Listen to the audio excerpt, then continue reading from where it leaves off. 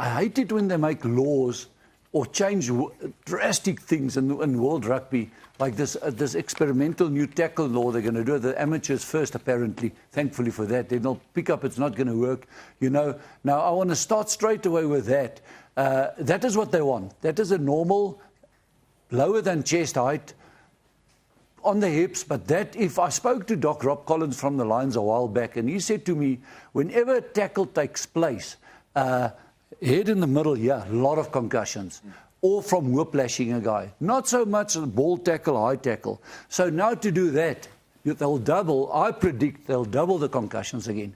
Because of your tackle technique is not very good. If I tackle Jono, which I wouldn't do too easily if I look at him. But if I put my head on the wrong side or go low, it's the hard part of his body against my head. Where on the upper area, it's more the soft area, they want to bring it down. So I don't understand the logic. Ross Moriarty, I showed Nick now earlier, when he went in for that tackle, his dad was standing there on the side as well, very worried because he didn't move for a while. And now, suddenly, they want to bring that in. So sorry to start on not straight away on that stuff, but for me, man, I hate it when things come in and they don't really think about it. I don't know who decides on this exactly, but for me, bad call at this stage. Yeah, just historically, I know a situation where an international Scottish player tackled an All Black centre and broke his neck. It was straight head on hip. So he came in from the side, didn't quite get his head in the right place. It hit the hard part of the hip. And this is just rock hard bone, And terribly, sadly, he was in a wheelchair for the rest of his life. So, had he hit him fractionally above that, so the waist, he would have been 100% fine. So, you've got to be a little bit careful when you start designating where they have to tackle. That's just as dangerous. Your hips, your knees, your elbows are just as hard as your head. And so, rugby is a contact sport, and normally we self-protect. You go in where you feel you're not going to get hurt as a tackler. Yeah, look, I think I kind of understand why the RB or the World Rugby is trying to, lower the tackle target. That's for the head contact. However, in saying that, the only way I think that will actually work is when they also actually put a perimeter in terms of the attacking players. So let's say you lining up.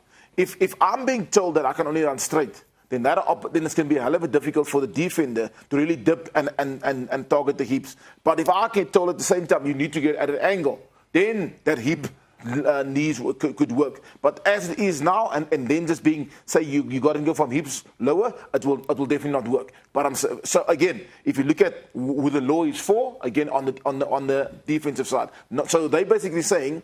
And at the same time, we need to remember that the attacker he knows where he wants to go. Yeah. It's the defender that needs to decide that what's happening in front of him. So at the same time, I think if let's say he caught that ball and he was allowed to catch it and go at an angle, then that hip tackle would have been beautiful. But because he was straight on, it was hell of a difficult. According to World Rugby, that is a classic tackle that they're looking for. Yeah. The player has received the ball, the foot is hit the ground. The player going into the tackle is bent at the waist and he's hit at the waist height. The tackler is lying on the ground for 5 minutes, has to go off with a head injury. So, as we said, right, we just raised a point that it's not just black and white. There's grey areas in tackles, and you've got to use common sense sometimes. Do you guys feel it was a safety thing that they bring this on, or is it more to encourage some free-flowing play? No, more safety. Sorry, but I think that it's the tackler. If they've proven that the tackler going in to a head-high tackle, it's the tackler who gets more concussed than the ball carrier. So they're trying to get the tackler's head lower to avoid this sort of thing. But you've just got to be careful. It's not so low that it hits the... And I understand what you're saying around offloading, because obviously if you're having to tackle around the belt and lower, I free my arms and you're going to get a lot of continuity in the game.